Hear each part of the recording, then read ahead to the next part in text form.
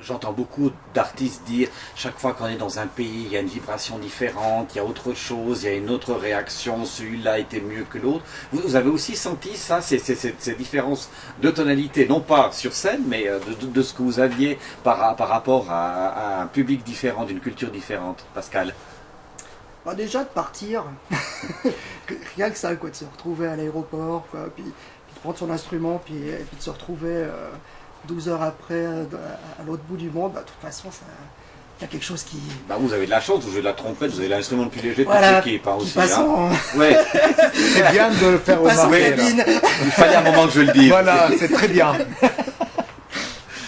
Une petite pensée pour tous mes collègues, Oui. contrebassistes.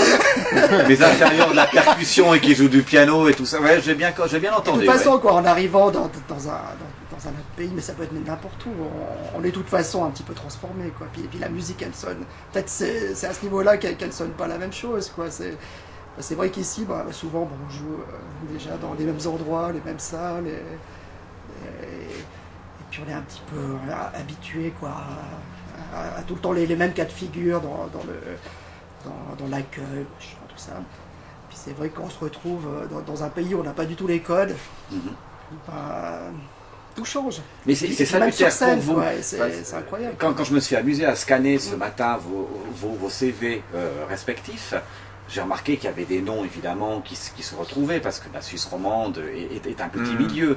Et puis je me suis dit, est-ce qu'à un moment ou un autre, dans ce milieu-là, on arrive toujours à se stimuler ou on risque de se nécroser? Ça, c'est une question Wachart, c'est pour Christian. Waouh. Yes. Alors bon, moi je suis bien confronté à la jeunesse, de par le fait que je suis enseignant aussi. Oui. Que les jeunes pousses qui émergent, elles nous bousculent. Mhm. Ça c'est une chose qui je pense, évite que je me nécrose trop rapidement.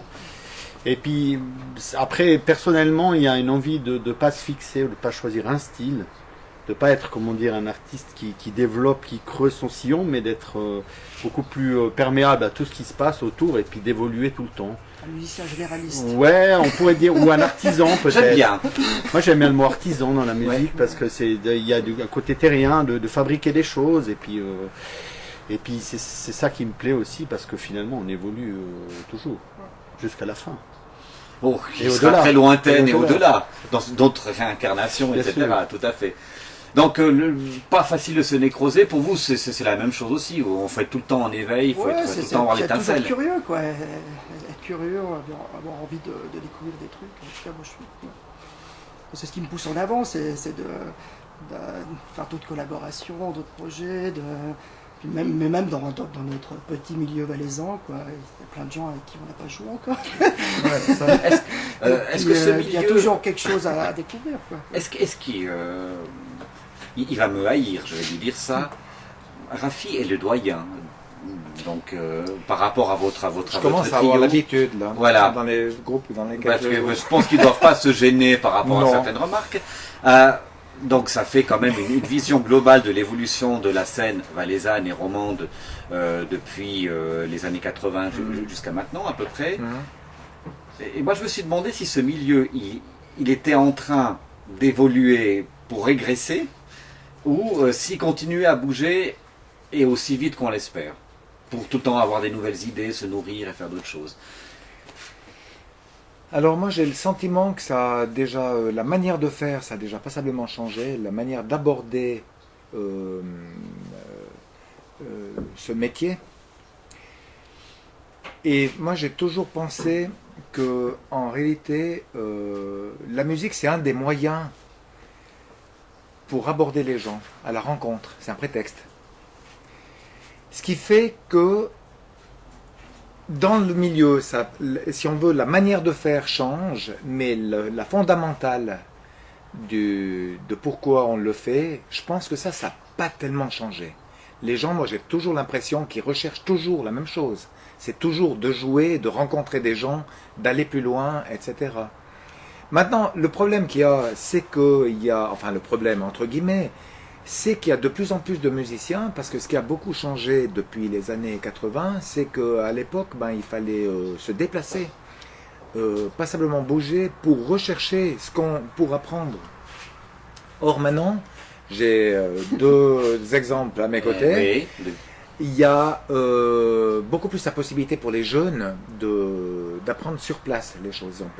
C'est servi sur un plateau, grosso modo. Et à ce niveau-là, ça a complètement changé, mais disons que la fondamentale du truc, moi j'ai l'impression que... Alors la technique a évolué, c'est pour ça qu'on se retrouve avec des jeunes maintenant, mais des très jeunes, qui ont une technique folle et quelque chose à dire. Et c'est très stimulant, je trouve, pour nous. La technique, c'est de l'âme ou bien il faut Alors non, ça en plus? non, mais ça aide quand même. C'est-à-dire qu'à un moment donné, c'est comme si on voudrait dire quelque chose et on n'a pas le vocabulaire. En connaissant le vocabulaire, on peut quand même dire plus de choses, quelque part. Je compare un petit peu... mais je veux dire, du côté des deux enseignants, parce que Pascal enseigne, Christian enseigne, vous êtes à l'EJMA. Pascal, quand vous avez les petits jeunes qui arrivent, qui sont des bêtes, mettons, de virtuosité, vous leur apportez quoi finalement? Oh, il y a toujours quelque chose à leur apporter. Bon, déjà, il faut voir qu'on n'a pas que des bêtes de virtuosité à notre niveau. Je caricature un peu. On n'est pas dans les hautes écoles, ou des choses comme ça, quoi. C'est quand même des gens qui viennent vers nous pour apprendre quelque chose, qui nous voient aussi sur scène ici, qui on peut apporter quelque chose. Quoi. On n'en est pas à ce niveau, c'est que des... Vous avez que des génies, des petits Mozart en face de vous, puis vous vous dites, mon Dieu, je ne suis on a un peu les que graines. poussière insignifiante. Ouais. J'ai l'impression, à notre niveau aussi, à l'EJMA, on a des tout petits qui commencent, après ils viennent ados et tout ça. C'est comme si on les avait en petites graines comme ça, puis on les arrose un petit peu de plein de trucs. Et puis on les voit progresser. Il y a des élèves, quoi, c'est vrai, qui ont commencé à 8-10 ans, puis qui sont toujours à l'EJMA jusqu'à 20 ans, et puis on les voit vraiment progresser. Alors, moi je pense que de toute façon, il y a quelque chose à apporter toujours. Puis bon, déjà, rien que